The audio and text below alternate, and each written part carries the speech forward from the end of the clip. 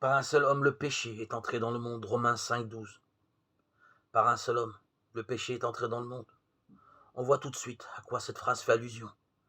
Paul rappelle ici le célèbre récit d'Adam et Ève dans la Genèse. Il en parle de la manière la plus classique à son époque, et nous pourrions nous y tromper, car il est probable que cette phrase ne signifie pas pour lui ce qu'elle signifie spontanément pour nous. Dans la scène du paradis terrestre, nous croyons lire le récit d'un événement historique.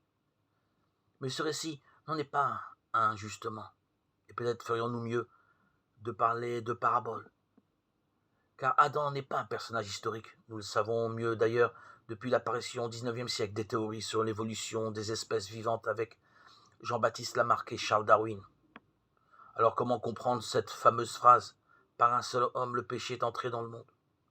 Ce que Paul veut dire ici, c'est que dès l'apparition de l'homme sur la terre, il a été en révolte contre Dieu auquel il impute toutes ses frustrations, ce que symbolise très bien l'image d'un arbre hautement désirable et pourtant interdit.